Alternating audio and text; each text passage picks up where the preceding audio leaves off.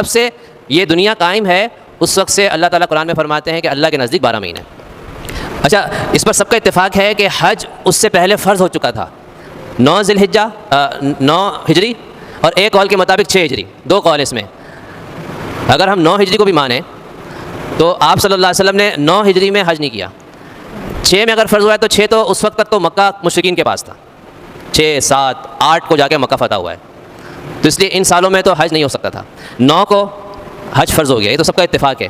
لیکن 9 کو حضور صلی اللہ علیہ وسلم حج پہ نہیں گئے. اس کی وجہ لکھی علماء نے کہ اسی وجہ سے کہ جو مہینے آگے پیچھے ہو گئے تھے نا, تو اب وہ جو ذی الحجہ کا مہینہ آنا تھا اس میں وہ ذی الحجہ کا انہوں نے قرار نہیں دیا ہوا تھا, اس کو کوئی اور نام رکھا ہوا تھا. مثال کے وہ کہہ رہے تھے کہ ربیع الاول کا مہینہ آ گیا مثال کے طور پہ. اب حضور صلی اللہ علیہ وسلم اگر ذی الحجہ اصل ذی الحجہ کے مہینے میں حج کرتے, کیونکہ حج تو مخصوص تاریخوں میں ہوتا ہے نا, آگے پیچھے تو ہو نہیں سکتا ہے, تو اگر ذی الحجہ میں کرتے, لیکن عرب میں مشہور ہوتا ہے کہ بھئی تو ذی الحجہ کا مہینہ نہیں ہے تو سفر کا مہینہ ہمارے نزدیک, اور آپ صلی اللہ علیہ وسلم سفر میں حج کر رہے ہیں, تو لوگوں کو تشویش ہوتی نا. تو اس لیے آپ صلی اللہ علیہ وسلم نے 9 ہجری کو حج نہیں کیا, اور صدیق اکبر رضی اللہ عنہ کو حج کے لیے مسلمانوں کے ساتھ بھیجا. یعنی کئی ایک مسلمان گئے صدیق اکبر رضی اللہ عنہ سے فرمایا کہ تم جاؤ یعنی حج کے امیر کے طور پہ اور لوگوں کو حج کرا کے آؤ. تو چنانچہ وہ گئے, حج کر کے آئے, اور آپ نے فرمایا کہ اس موقع پر 2 اعلان کر دینا, حج کے اجتماع میں 2 اعلان کر کے آنا. ایک تو یہ ہے کہ آج کے بعد کوئی مشرک حج نہیں کرے گا, مشرکین حج کیا کرتے تھے, اور آج کے بعد کوئی شخص بغیر کپڑوں کے حج نہیں کرے گا. یہ زمانے جاہلیت میں دستور تھا ان کا, مشرکین کا, کہ وہ کہتے تھے کہ جن کپڑوں میں ہم گناہ کرتے ہیں ان کپڑوں میں ہم اللہ کے گھر کا طواف کریں, توبہ توبہ کتنی بے ادبی ہے, لہٰذا کپڑے اتار دو.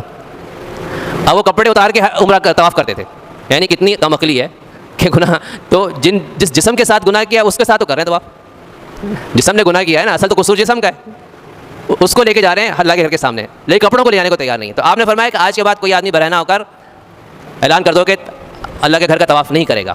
لیکن 10 ہجری کو پھر کیا ہوا تھا کہ وہ مہینے پھر ترتیب سے آ گئے, تو آپ نے پھر اس وجہ سے 10 ہجری کو حج کیا. یعنی علماء نے جو 9 ہجری کو حج نہیں کرنے کی جو وجہ لکھی ہے, 2-3 وجہ لکھی, اس میں ایک وجہ یہ بھی ہے. تو محرم جو ہے نا یہ حرمت والے مہینوں میں سے. ہمارے اسلام میں تو یہ کہا ہے کہ لڑائی تو منع نہیں ہے, لڑ تو سکتے ہیں, جہاد تو 12 مہینے ہو سکتا ہے. ہاں یہ ہے کہ اس مہینے کی اہمیت ہے, ان 4 مہینوں کی دوسرے مہینوں کی بنسبت ایک اہمیت ہے, فضیلت ہے سمجھ لیں.